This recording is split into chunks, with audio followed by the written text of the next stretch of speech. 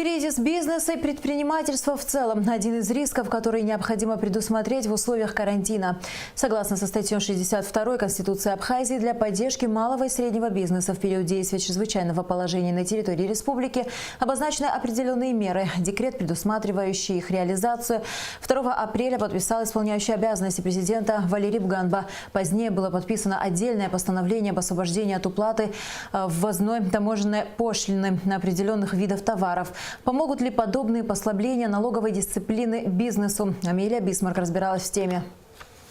Декрет о поддержке малого и среднего предпринимательства подписан с целью минимизации негативных экономических последствий в период чрезвычайного положения. В рамках документа этой весной предусмотрены определенные налоговые послабления. Принят декрет о мерах поддержания субъектов предпринимательской деятельности, в которой речь идет об освобождении от уплаты налогов категории налогоплательщиков, уплачивающих налоги на специальном режиме налогообложения и патентной системе налогообложения.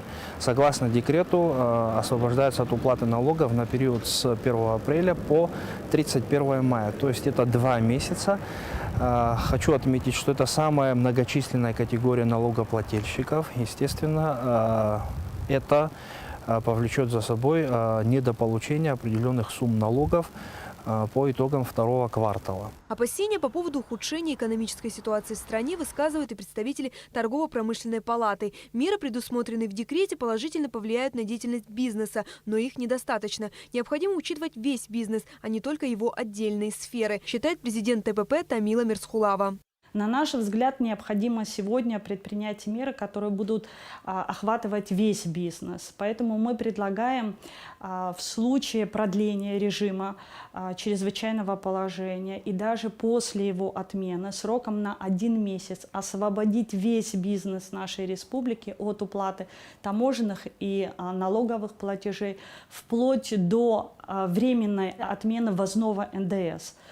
На наш взгляд, это очень важно для того, чтобы именно бизнесу продемонстрировать, что государство готово в тяжелую минуту подставить плечо и помочь бизнесу в будущем реанимировать свою предпринимательскую деятельность. Схожее мнение высказывает и председатель Ассоциации предпринимателей Абхазии. Сейчас на грани полного кризиса находится малый бизнес и микробизнес, подчеркивает Вячеслав Библая. В этих условиях бизнес несет очень колоссальные потери. Вот этот декрет, который был принят, подписан, по-моему, 2 числа, Валерий Рамшохович подписал. Декрет, он называется «Декрет о мерах помощи, оказания помощи предпринимателям». Он оказался немножечко половинчатый, то есть вот буквально под это дело попал только крупный предприниматель, а все остальные под нее не попали. Я считаю, что еще раз нужен большой комплекс мер для того, чтобы поддержать наших предпринимателей.